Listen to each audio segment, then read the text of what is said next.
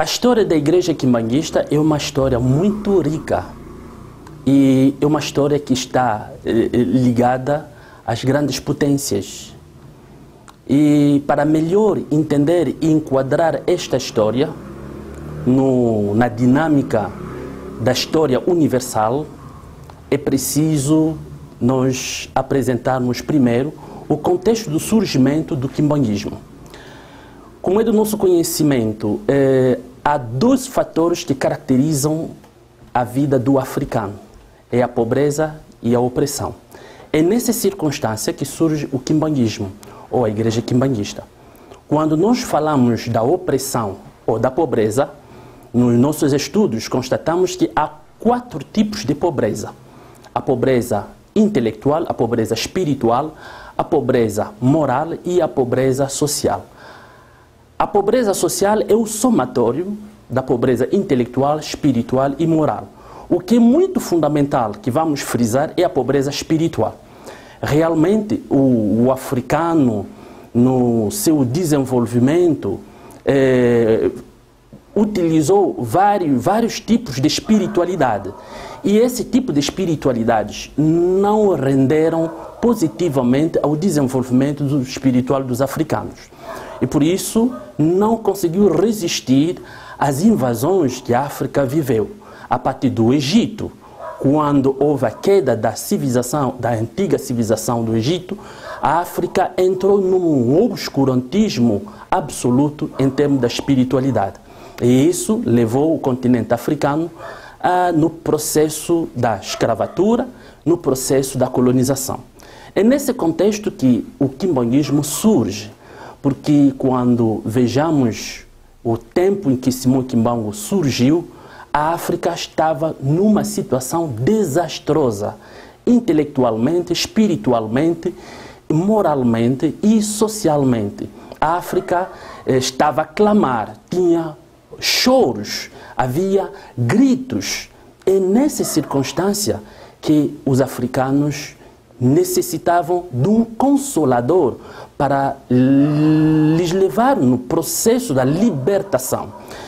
E quando os missionários, os protestantes, os católicos foram à África para transmitir a palavra de Deus em nome do Cristo, os africanos marcaram uma barreira psicológica, porque a evangelização estava se fazendo no contexto da escravatura ou da colonização.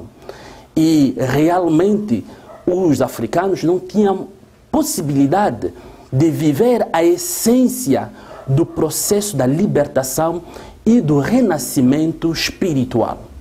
É por isso havia uma falha de evangelização, o que nós chamamos de crise de evangelização. Foi assim que surge um fenômeno extraordinário.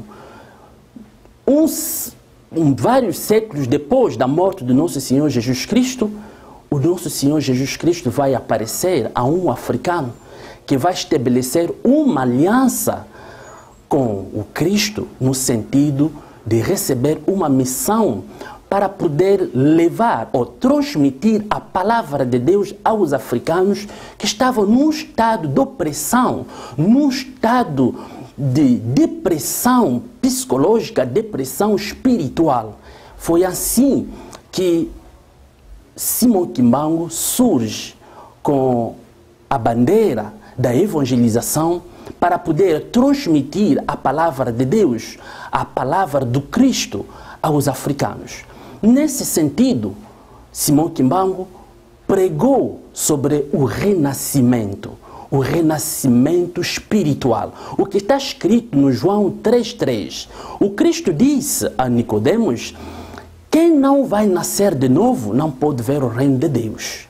Agora, para nascer de novo, renascer de novo do Espírito de Deus, é preciso acreditar em Cristo, conforme está escrito, que da mesma maneira que Moisés levantou a serpente no deserto, da mesma maneira que o Filho de Deus seja levantado, para que todos aqueles que nele creem não pereçam, mas tenham vida eterna.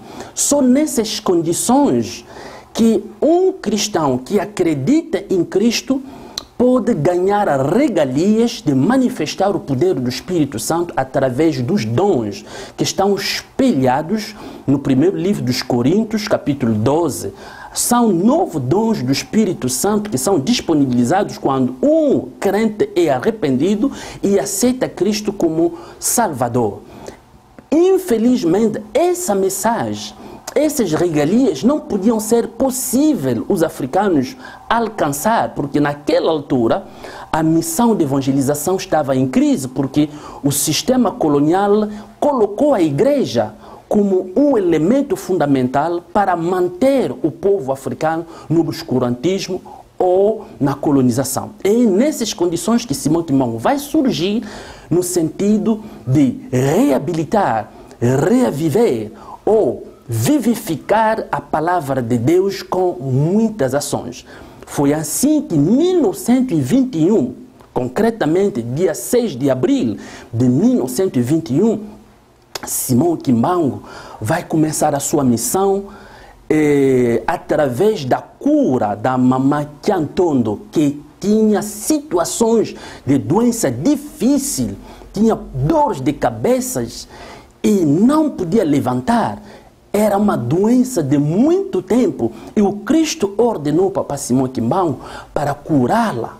É isso que aconteceu, curou Papa Simão, curou a senhora, e a senhora agradeceu a Deus. E a partir daquele momento a informação circulou e as pessoas começaram a fluir onde estava Simão Kimbangu, e Simão Kimbangu começou a pregar a nova mensagem do Cristo, e as pessoas começaram a arrepender-se, as pessoas começaram a confessar os seus pecados, e Simão Kimbangu desenvolveu uma ação de pregação, de evangelização tão forte que ele mexeu com o sistema colonial, porque as pessoas que vinham do Congo Democrático, as pessoas que vinham de Angola, as pessoas que vinham do Congo Brazzaville, iam ao encontro do Simão Kimbangu em Kamba para receber a bênção, para ser curado. Inclusive, um dos maiores milagres que Papa Simão Kimbangu realizou é a cura ou a ressurreição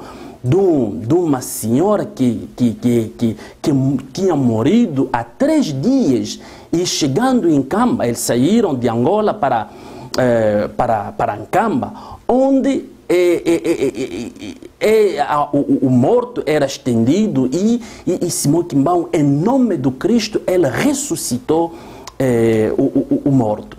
E essa informação, essa pregação, essas ações do poder do Espírito Santo se espalharam e começaram a ameaçar o poder colonial. Foi assim que o sistema colonial se sentiu ameaçado, criou um mecanismo de prender Simão Kimbangu e foi preso no dia 3 de outubro de 1921, foi julgado e foi condenado por uma prisão perpétua. Durante 30 anos ele ficou preso. Mas o que é curioso é que, enquanto que ele estava preso, selado, ele tinha a possibilidade de sair da prisão, aparecia em outros lugares a pregar o Evangelho em nome do Cristo, e conquistou maior almas relativamente na altura que ele estava livre. Por isso, a história do quimbonguismo, a história do Simão Kimbangu, é uma história rica de emoção.